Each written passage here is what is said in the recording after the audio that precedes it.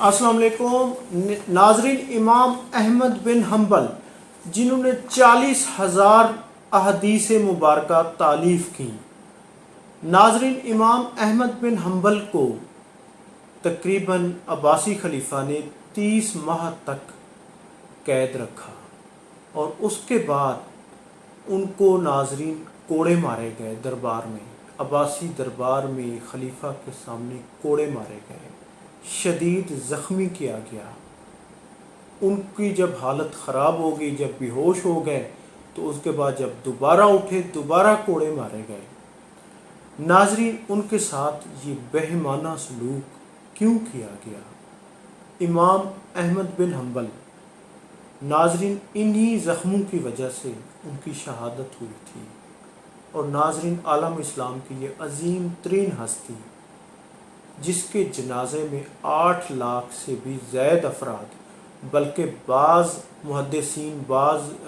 تاریخ دانوں کے مطابق 18 سے 25 لاکھ تک افراد نے اس کے جنازے میں شرکت کی تھی، اور تقریباً 50,000 غیر مسلم نے، یہودیوں عیسائیوں نے، یعنی کہ وہ ان کے جنازے کو دیکھ کر ہی وہ ایمان لے آئے تھے۔ ناظرین عالم اسلام کی معتبر ترین ہستی، ناظرین جن کو ایک وقت یعنی کہ عباسی خلیفہ ہارون الرشید نے ان کو یمن کا یعنی کہ ان کو قاضی بننے کی یعنی کہ آفر کی تھی، جو انہوں نے مسترد کر دی تھی۔ تو ناظرین بلکہ جب ان کو خلیفہ متسم باللہ جب ان کو کوڑے مار رہے تھے، جب کوڑے مارے جا رہے تھے، تو ان کو آفر کر رہے تھے کہ آپ جس وجہ سے کوڑے، جو آگے جا کے میں آپ کو بیان کروں گا کہ جس وجہ سے مارے جاتے، کہ میری وہ آفر قبول کر لیں،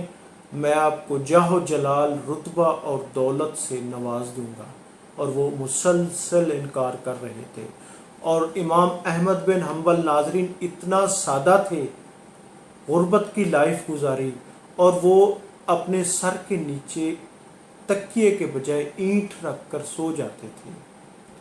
ناظرین تاریخ نامہ امام احمد بن حنبل پر ہے آج کا،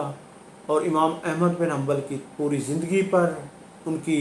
یعنی علوم و فنون پر، جو انہوں نے علم احادیث کو کیسے تالیف کیا، اور انہوں نے کہاں کہاں تربیت حاصل کی، تعلیم حاصل کی، اور عالم اسلام کی بہت بڑے عالم دین کیسے بنے، اور پھر عباسی خلفاء کا ساتھ ان کے ساتھ ہونے والا ظلم، اور پھر اسی ظلم کی بدولت یعنی جب کوڑے مارے گئے پھر ان کی وفات ہوئی۔ تو ناظرین یہ ساری مستند تاریخ آپ کے سامنے، میں ہوں عبدالرؤف روفی اور آپ دیکھ رہے ہیں تاریخ نامہ۔ ناظرین امام احمد بن حنبل ماہ ربیع الاول میں 164 ہجری اور یہ نومبر 780 عیسوی کو بغداد میں پیدا ہوئے، بلکہ اس سے بھی قبل ان کا جو خاندان تھا وہ خراسان سے ان کے والدین تعلق رکھتے تھے، اور یہ ہجرت کر کے یہ بغداد آئے، اور اس کے بعد یہ چند ماہ کے بعد ہی امام احمد بن حنبل کی یہاں پیدائش ہوئی بغداد میں۔ اور جب یہ پیدا ہوئے، ناظرین ان کے جو والد تھے وہ 30 برس میں ان کی یعنی وفات ہو گئی تھی، اور ان کے والد سپاہی تھے، یعنی سپاہی تھے، تو ان کی یعنی کہ 30 برس کی عمر میں وفات ہو گئی، اور یہ اس وقت تقریباً 2 سال کے تھے، اور ان کی والدہ نے ان کی تربیت کی، ان کو پالا، ان کو پھر علوم فنون کی جانب لے کے آئیں، ان کو قرآن مجید اور پھر یعنی احادیث کی تالیف کی جانب۔ ناظرین اس وقت یعنی کہ والد کی وفات کے بعد مشکل حالات تھے، غربت بھی تھی، تو انہوں نے ناظرین درس کی جانب یعنی کہ اپنا وہ رخ کیا، اور صرف 15 برس کی عمر میں یہ ابو یوسف کے حلقہ، جو اس وقت کے معروف عالم تھے، ان کے حلقہ درس میں جا کر بیٹھے، اور انہوں نے اس وقت تقریباً اپنے استاد سے 3000 احادیث پڑھی۔ اس کے بعد 196 ہجری میں یہ یمن چلے گئے، جہاں پر انہوں نے جا کر عبدالرزاق الصنعائی سے انہوں نے جا کے احادیث پڑھی، اور یہ احادیث کو یعنی اکٹھا کرنے کے لیے اس وقت کے تمام عرب اور اسلامی ممالک، ناظرین یہ بیسیکلی عرب تھے، عربی و نسل تھے اور امام شافعی کے بھی یہ شاگرد تھے، یعنی ان کا علم، ان کا احادیث کو جمع کرنے کا جو انہوں نے مسند امام احمد بن حنبل ترتیب دی تھی، ان کو دیکھ کر امام شافعی نے کہا تھا جب وہ بغداد سے نکل رہے تھے، انہوں نے کہا تھا جب میں بغداد سے نکلا تو میرے پیچھے سب سے زیادہ متقی اور فقیہ انسان احمد بن حنبل ہی کو میں نے چھوڑا، یعنی یہ اتنی یعنی کہ وہ تھے۔ اور ناظرین بچپن میں غربت کی وجہ سے یہ کاشتکاری بھی کرتے رہے۔ ناظرین اس کے بعد یعنی کہ جب ان کی یہ علوم و فنون احادیث کی جانب راغب ہو گئے اور یعنی کہ ایک احادیث کو جب کافی حد تک اکٹھا کر لیا تو ان کی شہرت اتنی زیادہ ہو گئی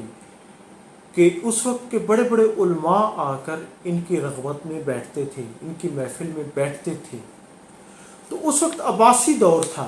ناظرین، اس وقت یعنی عباسی خلیفہ مامون الرشید کا دور تھا، اور مامون الرشید کو ناظرین اس وقت ان کے جو یعنی کہ وہ تھے قاضی تھے، قاضی احمد بن داؤد، انہوں نے ایک غلط مشورہ دیا تھا کہ قرآن مجید جو ہے وہ اللہ کا کلام نہیں ہے بلکہ وہ اللہ کی مخلوق ہے۔ انہوں نے یہ عجیب و غریب اور غلط مشورہ دیا، اور بیسکلی یہ ایک یہودیوں کی سازش تھی، کیونکہ یہ شخص جو تھا یہ اللہ کا کلام نہیں ہے، یہ مخلوق ہے، یہ یہودیوں کا فتنہ تھا۔ اور یہ بیسکلی نظریہ تھا لبید بن احسن جو ایک یہودی تھا، ان سے انہوں نے یہ عقیدہ لیا تھا، اور یہ لبید بن احسن یہ وہ تھا جس نے حضور کریم صلی اللہ علیہ وآلہ وسلم پر جادو کرایا تھا۔ تو ناظرین یہ بلکہ تورات کو بھی سمجھتے تھے کہ تورات بھی اللہ کی مخلوق ہے، یہ ایک یعنی فتنہ پیدا کرنے والا یعنی کہ ابن سبا ٹائپ گروپ تھا۔ تو جب یعنی کہ یہ عقیدہ آیا تو اس کے بعد ناظرین انہوں نے اپنا خلیفہ نے اس وقت ایک حکم دیا، یہ 1212 ہجری کی بات ہے، یعنی 827 عیسوی سے یہ خلق قرآن کا فتنہ شروع ہوا،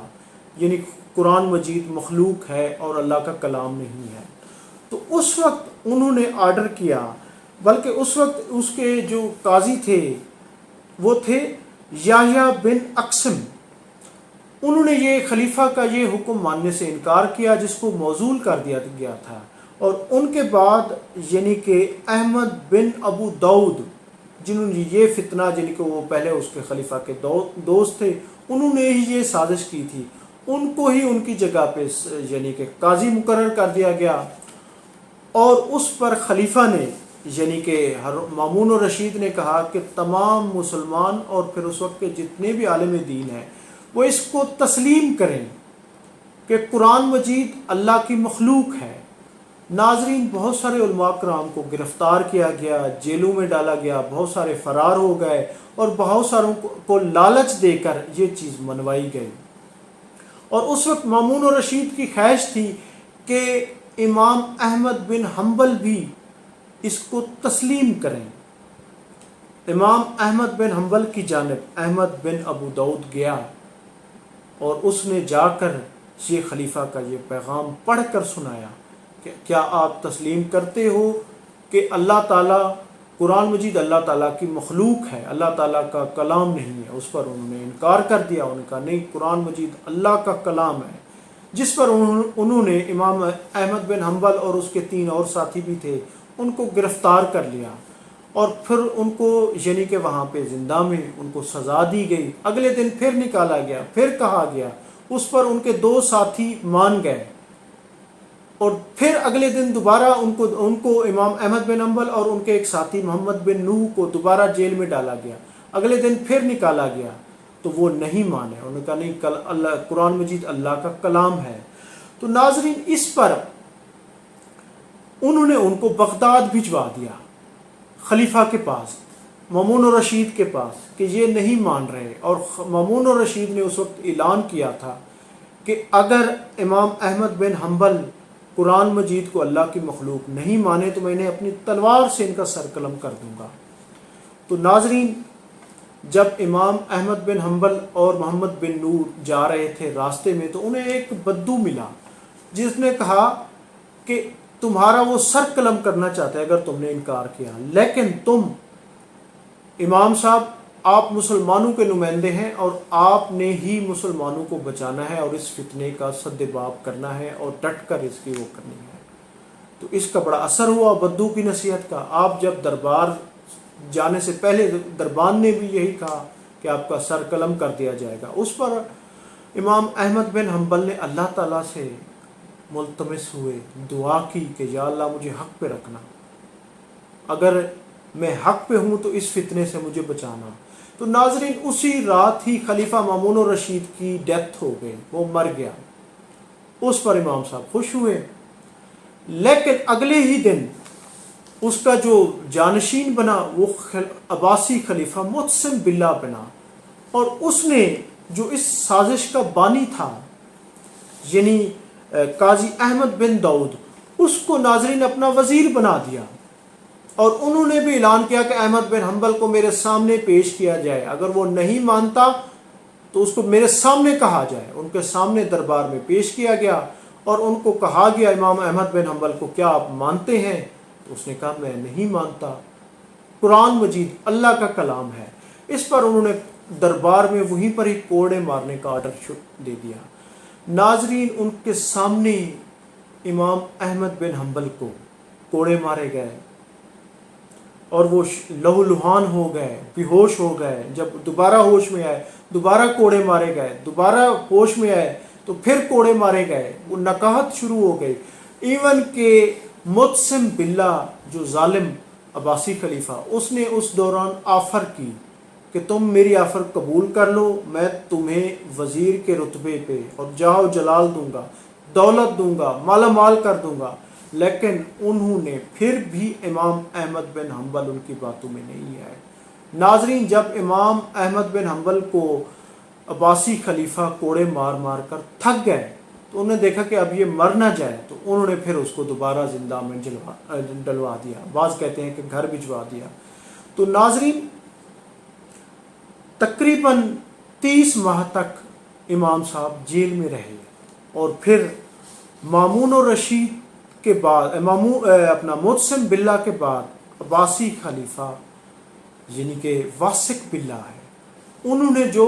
قرآن مجید کو مخلوق نہیں مانتے تھے ان کو قیصر روم کو ان قیدیوں کو بھجوا دیا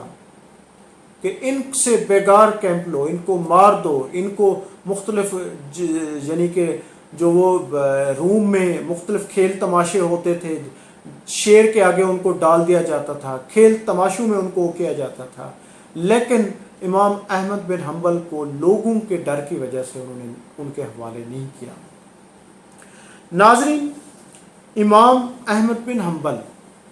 یعنی کہ ایک بہت بڑے عالم، بہت بڑے یعنی کہ فقیہ، بہت بڑے اس عالم اسلام کی شخصیت، ناظرین وہ اپنی اس پہ ڈٹے رہے، ان کو بہکانے کی، ان کو لالچ دینے کی، ان کو بہت زیادہ کوششیں کی گئی، لیکن وہ اس پر یعنی کہ اپنے اس سے نہیں ہٹے، اور اس دوران خلیفہ متوکل کا دور آ گیا۔ جو اسے چاہتے تھے انہوں نے جیسے ہی وہ آئے تو انہوں نے سب سے پہلے انہوں نے ان کو خلیفہ نے امام احمد بن حنبل کو رہا کیا۔ اس کے بعد انہوں نے بلکہ رہائی کے بعد انہوں نے ان کو جو قرآن مجید پہ جو کہا جاتا تھا کہ وہ مخلوق ہے اس پر پابندی لگائی، فتنہ خلق قرآن پر پابندی لگائی، اور امام احمد بن حنبل پر تمام پابندیاں ہٹا دی گئیں۔ ناظرین لیکن اتنی زیادہ زخم کھانے کے بعد، قید کے بعد، یعنی کہ امام احمد بن حنبل بیمار رہنے لگے تھے، تکلیف میں تھے، اور ان کے یعنی کہ پورے جسم پہ اس کے اثر تھا، تو وہ بہت زیادہ بیمار پڑ گئے، اور خلیفہ نے یعنی کہ خلیفہ متوکل نے طبیب بھیجا، تو انہوں نے علاج کرانے سے انکار کر دیا امام صاحب نے۔ تو انہوں نے جا کے بتایا کہ امام صاحب کیونکہ روزے رکھتے ہیں، عبادت کرتے ہیں، نکاحت ہے، اور بھوک کی وجہ سے ان کی طبیعت ایسی ہے۔ ناظرین मामून और रशीद का वालिद हारून और रशीद मशहूर अब्बासी खलीफा था, हो चुका नेक था। उन्होंने नाजरीन इमाम अहमद बिन हम्बल को यमन का उन्होंने यानी कि उस वक्त का काजी बनाने की ऑफ़र की थी, जो उन्होंने इनकार कर दिया था, क्योंकि उस वक्त के बहुत बड़े आलम फाजल थे, उन्होंने इनकार कर दिया था। तो नाजरीन उन्होंने इस्लाम के लिए जो कुर्बानी दी वो आज भी, क्योंकि फ़िक़्ह के 4 बड़े इमामों में इमाम अहमद बिन हम्बल का शुमार होता है, और जो अहदीस के मजमुआ उन्होंने मसनद इमाम अहमद बिन हम्बल तरतीब दिया है वो मुस्तनद अहदीस हैं, जो जिसका यानी कि आज यानी कि जिनका आज भी वो दिया जाता है। तो नाजरीन इनके बेटे यानी कि इनकी 8 औलादें थीं, जिनमें अब्दुल्ला बिन हम्बल, सालेह बिन हम्बल, उन्होंने भी बहुत सारे वाक़यात के अपने वालिद की यानी कि वो की। नाजरीन तकरीबन 77 साल की उम्र में यानी कि इमाम अहमद बिन हम्बल की बगदाद में वफ़ात हुई, और नाजरीन ये 855 ईस्वी में 2 अगस्त 855 ईस्वी में इनकी वफ़ात हुई, और इनको बगदाद यानी कि उसे जो इनका जनाजा था उसमें नाजरीन इमाम उस वक्त के प्रोफेसर अबू ज़हरी मिस्री ने तक कहा कि 8 लाख से ज़्यादा तादाद ने जनाजा पढ़ा, जबकि